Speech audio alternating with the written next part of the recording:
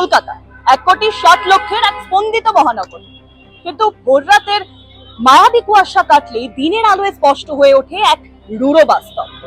দখল হয়ে যাওয়া ফুটপাত।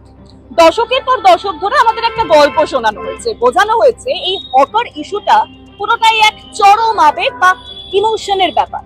গরিব মানুষ, পেটের দায়, এই ধরনের পপুলার স্টেটমেন্টের আড়ালে সুকৌশল ভাবে ঢেকে দেওয়া হয়েছে শহরের সবচেয়ে বড় পরিকাঠামোগত কল্পনাকে। আদ্যপান্ত পাবলিক রাইটস বা নাগরিক অধিকারের প্রশ্ন। এই শহরে কাদের অগ্রাধিকার বেশি? 16 লক্ষ করদাতা সাধারণ নাগরিকের নিরাপদে বাঁচার অধিকার, নাকি রাস্তা আটকে তৈরি হওয়া এক বেআইনি অর্থনীতির? আজ আবেগ সরিয়ে কথা হবে শুধু শক্ত ডেটা আর নগ্ন আইনি বাস্তবতা নিয়ে। আমাদের বারবার বলা হয় হকাররাই নাকি কলকাতার অসংগঠিত ক্ষেত্রের মেরুদণ্ড। এই দাবিটা আসলে এক সুচারু ইকোনমিক ডিস্টরশন বা অর্থনৈতিক বিকৃতি। এটা সত্যি যে পশ্চিমবঙ্গ ইনফর্মাল অর্থনীতিতে দেশের মধ্যে প্রথম, কিন্তু সেই সাফল্যের ইঞ্জিনটা লুকিয়ে আছে এক অদৃশ্য নিয়ম মেনে চলা শ্রমিকের খামে। মেটিয়াবুরুজের হাজার হাজার দর্জি বা বানতলার চামড়া শিল্পীরা বছরে প্রায় 18,000 কোটি টাকার রেভিনিউ তৈরি করে। ক্যাজুয়াল কনস্ট্রাকশন ওয়ার্কার বা পরিচারিকারাই হলেন এই অর্থনীতির আসল ভিত্তি। স্ট্রিট হকিং, সেখানে শুধুমাত্র একটা দৃশ্যমান মিডল লেয়ার বা খুচরো আস্তরণ, যেখানে মেরে কেটে 2.75 থেকে 3 লক্ষ মানুষ যুক্ত। অর্থাৎ 16 মিলিয়নের বেশি জনসংখ্যার এই শহরে মাত্র 2% মানুষ শহরের পাবলিক স্পেস দখল করে বসে আছে, আর বাকি 98% মানুষকে তার চড়া দাম চোকাতে হচ্ছে নিজেদের নিরাপত্তা আর স্বাচ্ছন্দ্য দিয়ে। দাবি করা হয় এই সমান্তরাল অর্থনীতি নাকি শহুরে দারিদ্র্যের রক্ষা কবচ, কিন্তু এই রোমান্টিক ন্যারেটিভের আড়ালে লুকিয়ে আছে এক অন্ধকার শক্তি।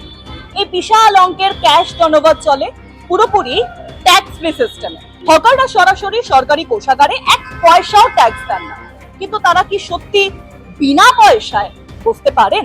একেবারেই নয়। এখানেই জন্ম নেয় শহরের সবচেয়ে বড় প্রাতিষ্ঠানিক দুর্নীতি। সরকারি কোষাগারে ট্যাক্স না গেলেও ফুটপাথে বসার জন্য প্রতিদিন হকারদের গুনতে হয় বিপুল অঙ্কের লাইন মানি বা তোলা। পলিটিক্যাল পার্টির নিচু তলার নেতা থেকে শুরু করে একাংশ দুর্নীতিগ্রস্ত পুলিশের পকেটে প্রতিদিন ঢোকে কোটি কোটি টাকার আনঅ্যাকাউন্টেড ক্যাশ, কালো টাকা। গড়ে উঠেছে এক ভয়ঙ্কর করাপশন সিন্ডিকেট, যে করের টাকায় শহরের ড্রেন পরিষ্কার বা ফুটপাথ ছাড়াই হতে পারত, সেই টাকা দিয়ে আজ মাফিয়া রাজ আর পলিটিক্যাল ফান্ডিং পুষ্ট হচ্ছে। আর এই গোটা দুর্নীতির মাসুল গুনছেন সেই সাধারণ করদাতারা।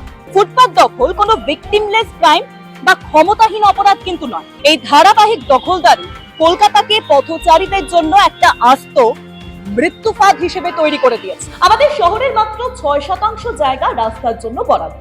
সেখানে বেঁচে থাকার তাগিদেই পথচারীদের জন্য আলাদা হাঁটার জায়গা থাকার কোনো বিলাসিতা নয়, ম্যাথমেটিক্যাল নেসেসিটি। কিন্তু ট্রান্সপোর্ট সেফটি ডেটার পাতায় চোখ রাখলে শিউরে উঠতে হয়। কলকাতার পথ দুর্ঘটনায় যত মৃত্যু হয় তার 40%ই পথচারী। প্রতি বছর প্রায় 80 জন মানুষের রক্ত ঝরে এই পিচ রাস্তায়, যা খুব সহজেই এড়ানো যেত। ফুটপাত যখন স্টলের জঞ্জালে অবরুদ্ধ থাকে, তখন সাধারণ মানুষ বাধ্য হয়ে চলন্ত গাড়ির সামনে দিয়ে হাঁটেন।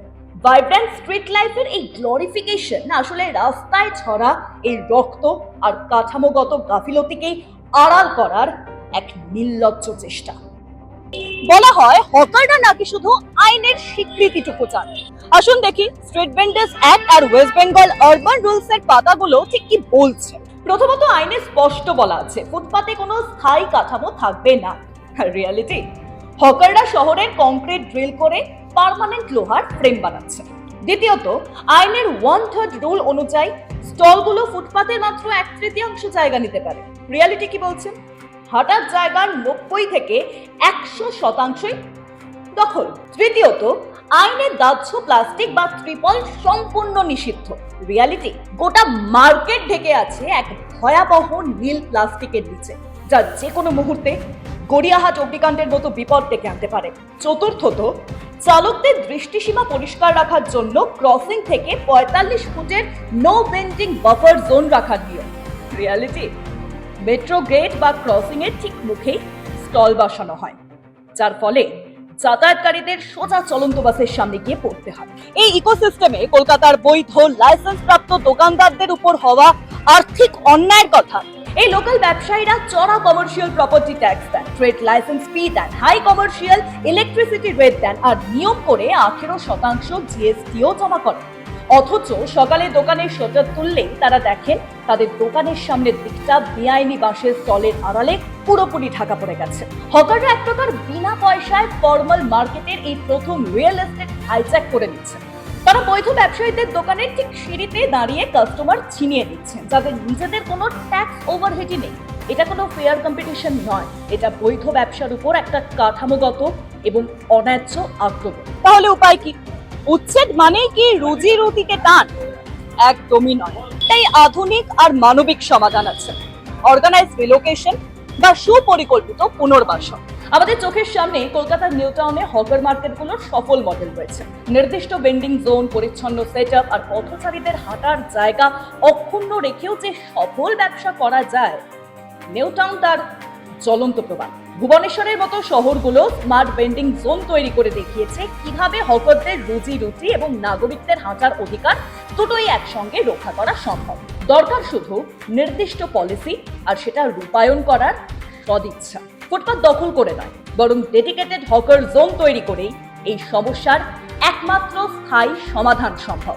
কলকাতার আসল সমস্যা আইনের অভাব কিন্তু নয়, আসল সমস্যা হলো আইন প্রয়োগ করার মতো রাজনৈতিক ইচ্ছাশক্তির সম্পূর্ণ অভাব। স্ট্রিট ভেন্ডার্স অ্যাক্টের সেকশন 18 এবং 19 মিউনিসিপাল বডিগুলোকে স্পষ্ট ক্ষমতা দিয়েছে আইন না মানলে জবরদখলকারীদের উচ্ছেদ করার এবং তাদের মালপত্র চিরতরে বাজেয়াপ্ত করার। কিন্তু তোলাবাজির সিন্ডিকেট আর রাজনৈতিক তোষণের কারণে আইনের এই অস্ত্রগুলো আজ পুরোপুরি ভোঁতা। একটা শহর কখনোই টিকতে পারে না যদি আইন ভাঙা মানুষদের সুবিধে দেওয়া হয় আর যারা নিয়ম মেনে ট্যাক্স দেন তাদের নিজেদের রাস্তা থেকেই সরিয়ে দেওয়া হয়। এবার আমাদের পাবলিক স্পেসগুলো ফিরে পাওয়ার সময় এসেছে। এবার আইন প্রয়োগ করার সময় এসেছে, সম্পূর্ণভাবে, দৃঢ়ভাবে এবং কোনো রকম আপোষ ছাড়া।